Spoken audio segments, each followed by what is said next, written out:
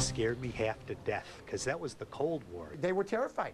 It was September 22nd, 1959. 40 years since the White Sox had been to the World Series. But on this night, the drought had finally ended. The Sox beat Cleveland to win the American League pennant. There was utter jubilation, and public officials sent Chicago into a panic when they blew the city air raid sirens to celebrate the monumental win. And I thought I knew what it was, but how could you be sure? Although Mayor Daley and Fire Commissioner Quinn were both Southsiders and huge White Sox fans. You have to think 1959, during the height of the Cold War. What does a siren mean? I was cowering under my bed. It's got to be the White Sox. I don't think it's the Russians. Let's go, go, go, White Sox. We're with you all the way. The 1959 White Sox was a team built on speed, defense, and pitching. Excellent pitching. You know, anytime Billy Pierce is your number 3 or number 4 starter, you've got good pitching. It was a tremendous uplift for the players. I think it's a tremendous uplift for the fans, but it was an exciting time. They had Early Wynn, who at 39 won 22 games, as well as the Cy Young Award. And then there was Nellie Fox, MVP of 59. Nellie Fox was my idol growing up. I mean, I still have the statue that they used to make of these guys, of Nellie Fox, on my mantle. I haven't grown up about that. The story of Fox and the 59 Sox actually starts here at Old Tiger Stadium in Detroit. The Sox and Tigers met on opening day. It was a seesaw game that would go 14 innings. And in that final frame, Nellie Fox, a guy not exactly known for his power, hit a 2-run homer to win it. Detroit and Chicago were shocked, to say the least. In 58, he had over 600 at-bats, no home run. He hits the winning home run in the top of the 14th inning, and he only hits one more homer the rest of the season. Near the end of August, the Sox had a 2-game lead on the Indians. Everything seemed to be in place, except for a big bat in the middle of the lineup. So on August 25th, the Sox traded Harry Simpson and Bob Sagers to the Pirates for left-handed slugger Ted Kluszewski.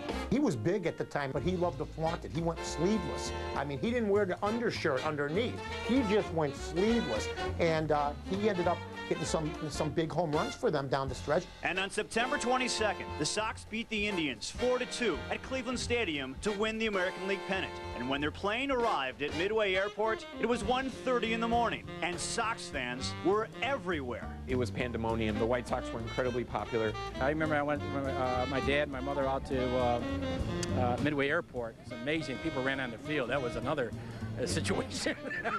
Bill Vack, of course, purchased the team that year. Vack claims that 300,000 people were at Midway. Well, it probably wasn't that many. It was probably more like 100,000. The ride to the hotel from the airport, there were flares on the lawn.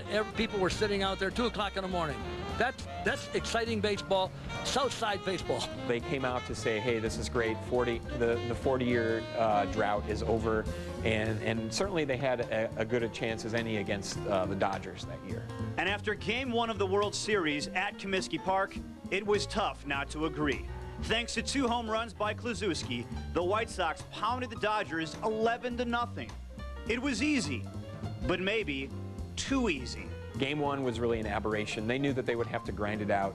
1-run, 2-run victories, that their pitching staff wasn't going to shut down the Dodgers every game, that they weren't going to score 11 runs every game. And sure enough, they didn't. The Sox lost Game 2 4-3, and it produced an image that would haunt Sox fans for years.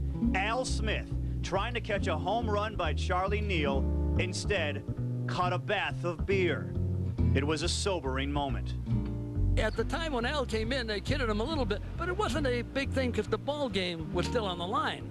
But that's something you don't ever see. You know, I mean, a man goes back for a fly ball and a whole thing of beer comes all over him. But then it was on to Los Angeles for 3 games at the cavernous L.A. Coliseum. That was the move from Brooklyn to L.A., and they were building Dodger Stadium, Chavez Ravine, so they played in this makeshift ballpark. They drew a lot of people, but they used it to their advantage, play in and day out as a home field. There were over 92,000 people there, which of course is a huge crowd for any baseball game, especially a World Series. It was very odd. You know, that's a football stadium. That's an Olympic stadium. That's not a baseball stadium. You know, very odd dimensions, odd outfield. But but every World Series game there seemed to set a new attendance record for the World Series. Oh, it was so fluky. You know, you had guys like Wally Moon who mastered that hitting pop flies over the left field screen. Wally Moon, you had to hit those soft fly balls over the left field wall. And they ran into a hot pitcher, Larry Sherry. People don't remember much about Larry Sherry, but I think he won or saved all 4 games. I think the Coliseum probably did discombobulate him a little bit. It was a weird place to play. It really wasn't baseball at its best, but it still served the purpose, and the Dodgers still raised the flag. Depending on a few plays, I think really, you know, it was really that the Dodgers could go the White Sox. And here we are in 2005, still waiting for that next World Series appearance. 1959 may have not brought the White Sox a World Series title, but the year did produce 3 future stars: Harold Baines, Greg Walker, and Britt Burns, all born in 1959, and who would bring the franchise back to its glory 24 years later. Chuck Garfien, Comcast Sportsnet.